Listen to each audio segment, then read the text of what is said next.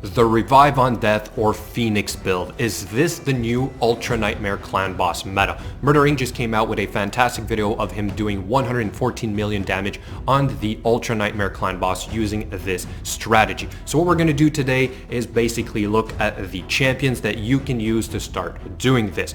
More precisely, I will give you guys some examples, but I'm also going to let you know that this is not the only way to do it. I've seen other players come up with different variants of this setup. In this case, where we're using 3 Revive on Death champions and a decreased cooldown, as well as an unkillable champion, and then I've also seen a previous video a little while back in February of basically somebody doing this with 2 Revive, AoE Revive on Death, a single target Revive on Death, the Painkeeper once again, and then basically just 1 damage dealer. Alright, let's jump right in. And to make this a little bit easier for you guys, we're going to use my tier list in order to isolate the champions that we want to look at. So the buff itself is kind of unique, but then again, there's about 3 champions that has exactly the same one, and then there's one more that has one that's a little bit different, but still these are probably your 4 options. Okay, so you're gonna have Shamrock.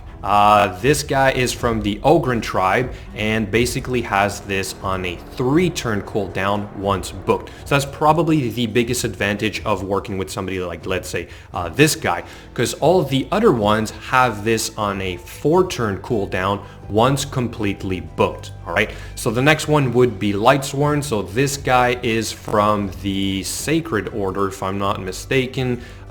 Defense champion, so that is a big plus because this guy is actually going to deal more damage, having that 60% increased defense buff and then a Revive on Death that we want, like I said, reduced to a 4-turn cooldown.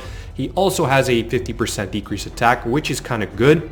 But then again, you don't care that much about that debuff when you are working with this build. All you basically want is the right speed tuning and then the right cooldown to have your skills line up perfectly. But he's got a triple hit A1, which is really good for increased damage. Alright, the next one is let's do Sky Touch Shaman. So she just came out and she was a part of the fusion for Rotos, a barbarian void, but she's a support champion, which means her skills are based off of attack, so she will not be dealing that much damage. You also don't really care about the heal here, but basically this would be her skill. Fully booked would be to a 4-turn cooldown as well. Revive on Death, but no increased defense, but it has the block debuffs, which again does not come into play really. You don't care. You're gonna die on every hit basically. All you want is that Revive on Death. Then the next one of my favorites, the Crimson Helm. So she's in the Dark Elf faction. This is why I think I could maybe pull it off, because I have 2 of her. All right, so I'm hoping that maybe by using 2 of these and then with the Painkeeper and then perhaps the single target Revive on Death, I could maybe pull it off. But anyway, her skill is also the Revive on Death and 60% increased defense. She is as well a defense champion, which means her A1 is going to deal partially more damage, but it's based off of attack and defense. A little bit weird. We've also got the 50% decreased attack, but that is not important, like I said. She also has a second skill here, which if you book will be on a 3-turn cooldown. If you look at the video of the guy from February, you'll see that he does not book this all the way to the cooldown, I think. So you may have to factor that in. But MurderInc did do it completely, and for his build, it did not affect it. It worked anyway, okay? So we need more testing before we can accurately say if this is going to affect it or not.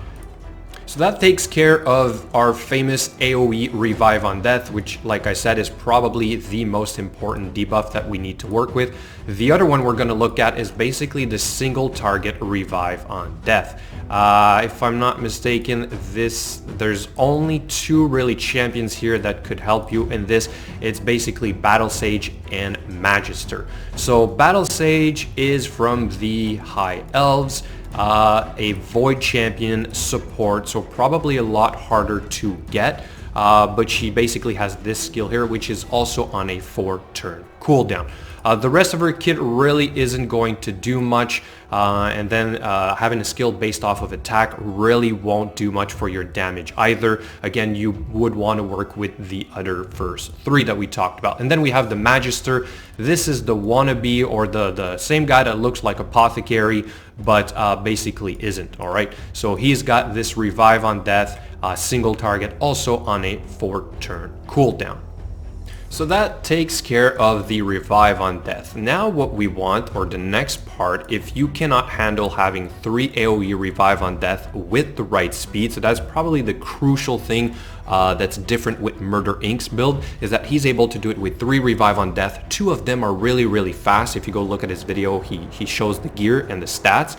And then 1 is slightly slower, and then he's got 2 of the best damage dealers in the game, which is Dracomorph and Septimus, okay? So obviously you are probably not going to be able to pull this off, but if you want to instead focus on getting just 1 decent damage dealer, like a good Poisoner in the first slot, like a Juliana, Eothar, perhaps Occult Brawler could work as well, and then you're going to use the Painkeeper. So the Painkeeper is going to be basically your cooldown reduction. If I'm not mistaken, actually, sorry, he should be in this category, and I don't think we have a ton of options for the cooldown reduction that's going to work on an AoE scale, right?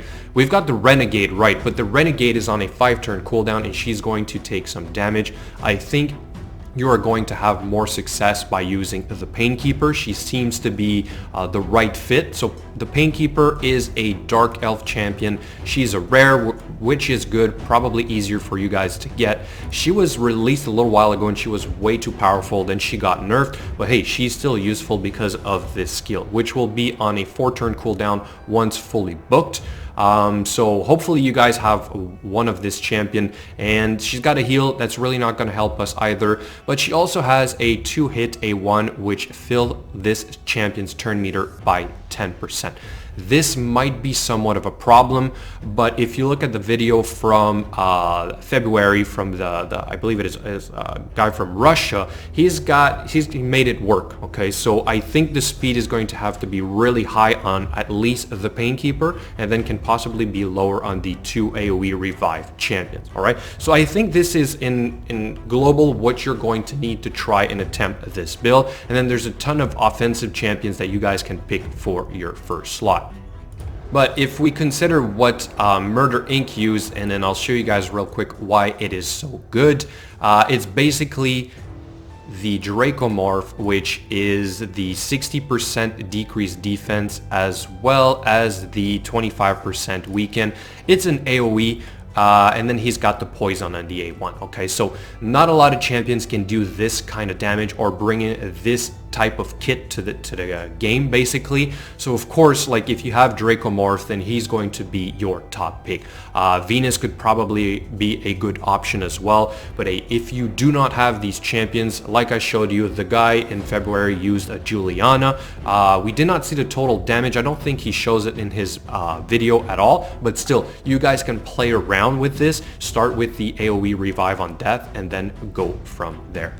So that's going to be it, guys. Really, it was just to explain to you how this kind of revive on death build works. I'm hoping to test it myself, but I'm hoping for more data points. This is really why I'm doing this, because again, as a 100% free-to-play player, I cannot test a bunch of builds. I've seen it happen now a couple of times, 3 different builds so far. They all seem to work, so obviously there are a couple ways to do so. I also want to give a big shout out to MurderInc for letting me use clippings of his video and also answering my questions. Number 1, I also want to thank the guy from the Facebook group, which is the picture that I showed in the beginning, and of course whoever made that video, the Russian guy on YouTube as well, for using his clips, okay? So that's going to be it. Thank you so much, and I hope you guys have enjoyed the video. I will catch you later.